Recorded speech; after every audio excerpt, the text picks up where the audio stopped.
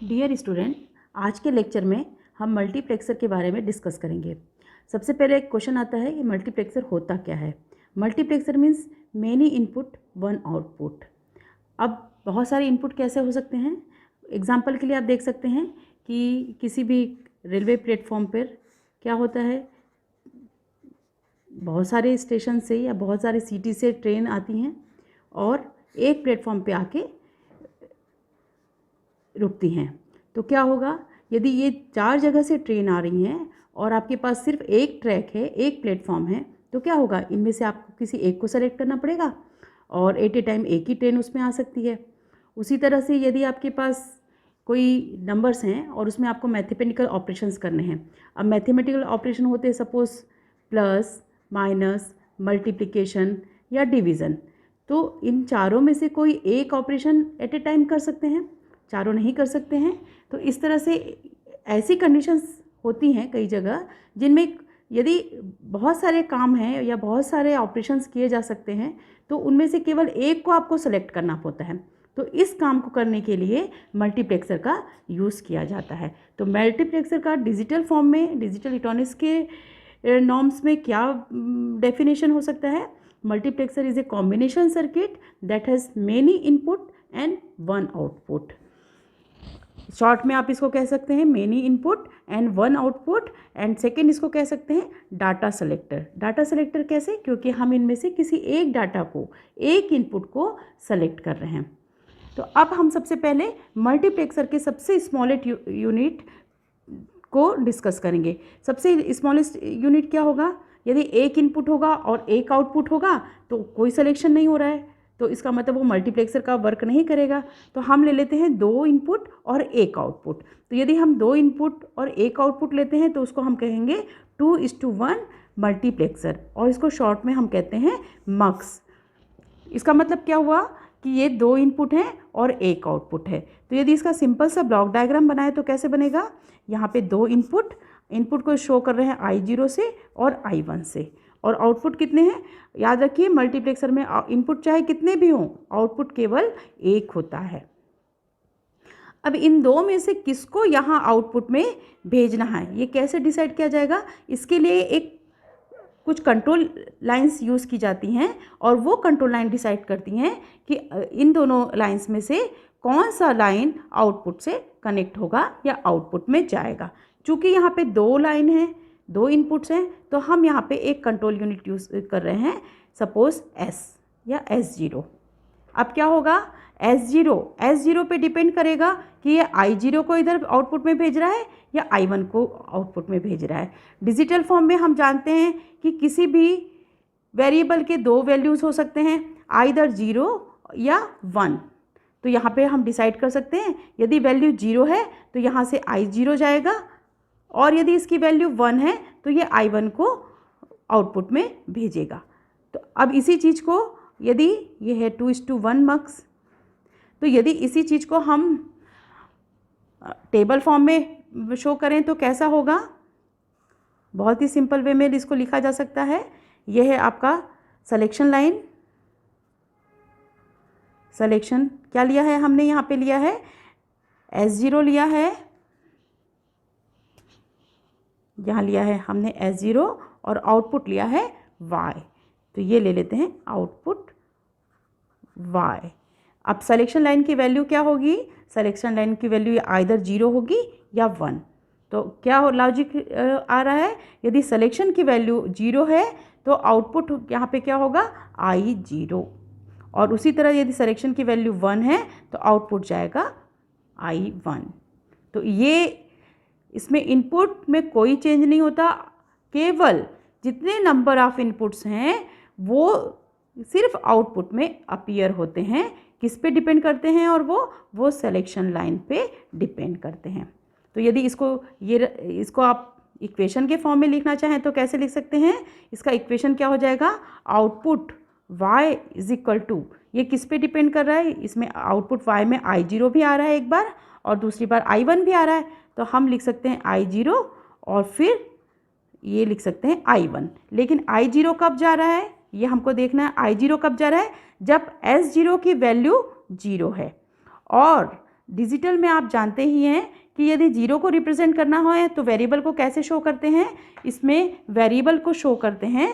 जब जीरो है तो S0 हो जाएगा S0 बार, और यदि ये 1 है तो S0 क्या हो जाएगा, डायरेक्ट S0 या डायरेक्ट वेरिएबल। तो इसका मतलब क्या होगा, आप इक्वेशन क्या बना सकते हैं, output y is equal to S0 bar into I0 plus S0 I1।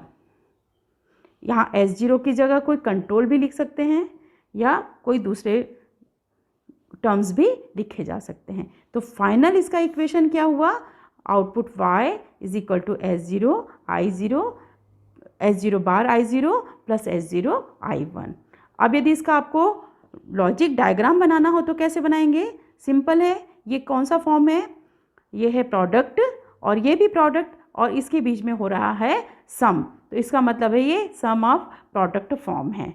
तो हम इसको कैसे लिख सकते हैं, सम ऑफ प्रोडक्ट के लिए पहले आपको लिखना पड़ेगा प्रोडक्ट के लिए एंड गेट, इसके इनपुट्स क्या हो जाएंगे I0 और दूसरा इनपुट हो जाएगा S0 बार। उसी तरह से दूसरा एंड गेट का इनपुट्स क्या हो जाएंगे I1 और हो जाएगा S0 डायरेक्ट वे में, और इन दोनों का क्या कर दिया जाएगा, ऑरिंग कर दिया जाएगा, ऑरिंग, और फाइनल जो मिलेगा वो क्या हो जाएगा आउटपुट y। तो ये है 2:1 मल्टीप्लेक्सर, ये है इसका block diagram, truth table, logic equation and logic diagram.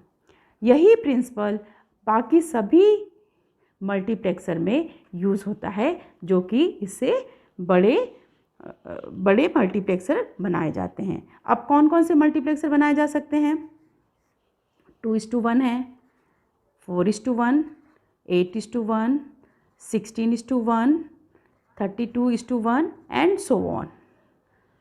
तो हम अब नेक्स्ट डिस्कस करते हैं 4:1 मल्टीप्लेक्सर। तो 4:1 मल्टीप्लेक्सर के लिए क्या करना पड़ेगा, फिर इसी तरह सबसे पहले एक ब्लॉक डायग्राम बनाना पड़ेगा। 4:1 चूँकि 4 हैं तो इनपुट कितने हो जाएंगे, 4 इनपुट हो जाएंगे, I0, I1, I2 and I3। Output कितना, remember output will be always 1, यहाँ पे लिख सकते हैं 4:1 मक्स। कंट्रोल लाइन, अब कंट्रोल लाइन या सिलेक्शन लाइन कितने होंगे, ये कैसे डिसाइड किया जाता है, इसको डिसाइड करने का एक सिंपल फॉर्मूला है कि जितने भी नंबर ऑफ इनपुट्स हैं, याद रखिए input is equal to 2m where m is equal to control lines या सिलेक्शन लाइन्स। तो यदि यहाँ पे 4 इनपुट हैं तो ये क्या हो जाएगा 2m, तो m इज इक्वल टू क्या हो जाएगा 2। इसका मतलब सिलेक्शन लाइन कितने यूज़ होंगे, यहाँ पे 2 सिलेक्शन लाइन यूज़ होंगे। हम यहाँ ले लेते हैं S0 और दूसरा ले लेते हैं S1। याद रखिए S0 लोअर ऑर्डर बिट है और S1 हायर ऑर्डर बिट है, पहले ही देख चुके हैं LSB और MSB। तो ये है 4:1 मल्टीप्लेक्सर का ब्लॉक डायग्राम। अब हम बनाते हैं इसका ट्रुथ टेबल। ट्रुथ टेबल कैसे बनेगा, ट्रुथ टेबल चूँकि यहाँ पे ध्यान रखिए बाकी जगह truth table input versus output होता था, लेकिन यहाँ पे इनपुट तो एज इट इज़ जा रहा है, केवल डिपेंड किस पे कर रहा है, कंट्रोल लाइन्स पे डिपेंड कर रहा है, सिलेक्शन लाइन पे डिपेंड कर रहा है। तो हमको सिलेक्शन लाइन और आउटपुट के अकॉर्डिंग ट्रुथ टेबल बनाना पड़ेगा। तो यहाँ पे ले लेते हैं हम सिलेक्शन लाइन और आउटपुट। सिलेक्शन लाइन यहाँ पे कितनी है, सिलेक्शन लाइन है यहाँ पे S1 और S0 और आउटपुट Y। अब इसकी वैल्यूज़ क्या क्या होंगी, इसकी वैल्यूज़ जैसे होती हैं नॉर्मल, क्या क्या हो सकती हैं इनकी वैल्यूज़, इनकी वैल्यूज़ होंगी 0 0 0 1 1 0 एंड 1 1। करस्पॉन्डिंग आउटपुट क्या होगा, इसका मतलब क्या है, जब 0 0 होगा तो इनपुट I0 एंटर करेगा, जब 0 1 होगा तो I1 एंटर करेगा, जब 1 0 होगा तो I2 एंटर करेगा या आउटपुट में अपीयर होगा, और जब 1 1 होगा तो I3 एंटर करेगा। तो यहाँ पे आप लिख सकते हैं 0 0 पे I0, I1, I2 and I3। इसी तरह ये हुआ इसका ट्रूथ टेबल। अब यदि इसका लॉजिक इक्वेशन बनाना है तो कैसे बनाएंगे? लॉजिक इक्वेशन हो जाएगा y is equal to, again हम लिख लेते हैं I0 plus I1 plus I2 plus I3। अब चूँकि ये चारों तो इनपुट हो नहीं सकते, एट ए टाइम सिर्फ एक ही इनपुट आएगा, तो आपके साथ इसमें क्या क्या आएगा आप देख सकते हैं। I0 कब आउटपुट में आएगा? जब S1 और S0 दोनों 0 0 हैं, और S1 और S0 दोनों 0 0 हैं। इसको कैसे रिप्रेजेंट किया जाएगा? दोनों के बार से, तो S1 बार और S0 बार। सेकेंड आ जाएगा I1 के साथ, यह आ जाएगा S1 बार और S0। नेक्स्ट आ जाएगा, ये 1 है ये 0 है, इसलिए आ जाएगा आपका S1 and S0 bar with I2। And third है I1 1, तो यहाँ पे आ जाएगा S1 S0 विथ I3। तो ये हो गया 4:1 मल्टीप्लेक्सर का लॉजिक इक्वेशन। और अब यदि इसका लॉजिक डायग्राम बनाना है तो क्या करना पड़ेगा? Again it is a sum of product form. तो आपको प्रोडक्ट के लिए 4 एंड गेट बनाने पड़ेंगे, और 4 एंड गेट के क्या करने पड़ेंगे? इसमें इनपुट्स क्या क्या हो जाएंगे? सबका एक इनपुट तो होगा, inputs I1 0, I1, I2 and I3। बाकी 2 इनपुट्स क्या होंगे? आप देख सकते हैं बाकी 2 इनपुट कंट्रोल इनपुट्स होंगे। और पहले गेट में I0 के साथ क्या आ जाएगा? ये S1 का बार, S0 का बार। दूसरे एंड गेट में क्या हो जाएगा? ये हो जाएगा S1 का बार और S0। तीसरे इसमें क्या हो जाएगा? S1 और S0 का बार। और चौथे एंड गेट में हो जाएगा ये S1 और S0। ठीक है, आप ये देख सकते हैं यदि किसी भी मोमेंट पे, सपोज इस इक्वेशन में देखिए, यदि किसी भी मोमेंट पे S1 S0 की वैल्यू 0 1 है तो क्या होगा? 0 1 है मतलब ये 0 का बार हो गया 1, और ये है 1 तो 1 का बार हो गया 0। इसका मतलब ये टर्म हो गया 0। इस टर्म में हम देखें तो क्या होगा? 0 है तो इसका हो गया 1, ये है 1 तो 1 हो जाएगा, और I1 तो जो भी I1 की वैल्यू होगी वो y के इसमें मिलेगी। यहाँ पे क्या होगा? ये 0 है तो ये प्रोडक्ट 0 के साथ इसका प्रोडक्ट होगा, इसका मतलब ये 0 हो जाएगा। उसी तरह से यहाँ पर भी चूंकि ये 0 है तो S1 के प्रोडक्ट के साथ ये 0 हो जाएगा, मतलब ये बाकी सारे टर्म 0 हो जाएंगे जब S1 S0 की वैल्यू 0 1 है। सिर्फ ये I1 वाला टर्म अपीयर होगा और I1 आउटपुट y में मिल जाएगा। तो इस तरह से किसी भी मोमेंट पे ये देखा जा सकता है। तो फाइनल गेट कैसे बनेगा? ये आपने एंडिंग कर लिया और इसको कर दिया जाएगा ऑरिंग। तो ये हो गया सारे एंड गेट के को और के साथ जोड़ के आउटपुट को लिया जाएगा। तो ये हो गया 4:1 मक्स का लॉजिक डायग्राम। लॉजिक डायग्राम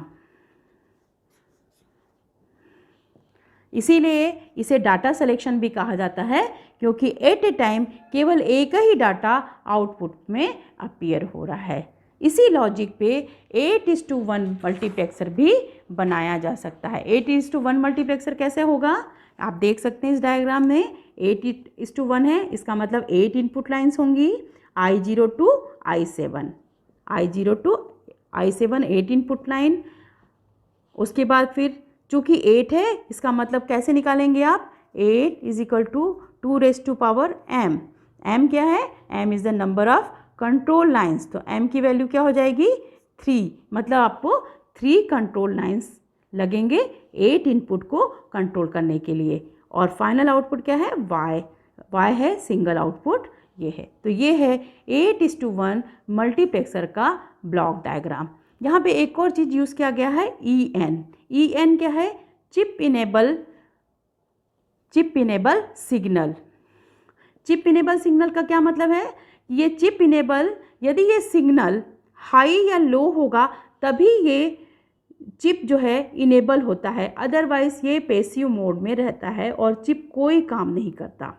यहाँ पे हमने ये बार के रूप में यूज़ किया है, इसको बिना बार के भी यूज़ किया जा सकता है। एक सिंपल से डायग्राम में मैं आपको पहले ये एक्सप्लेन करती हूँ। इनेबल सिग्नल को इनेबल, यदि कोई भी ये चिप है और या कोई भी डिकोडर इनकोडर कोई भी सर्किट है, यदि हमने चिप इनेबल ये यूज़ किया है तो यदि ये यहाँ पे आप देखेंगे, यदि हमने इसको सिर्फ डायरेक्ट फॉर्म में यूज़ किया है, यदि इसकी वैल्यू 0 है, इसका मतलब ये चिप इनेबल नहीं है और ये चिप आपका वर्किंग मोड में नहीं होगा, काम नहीं करेगा।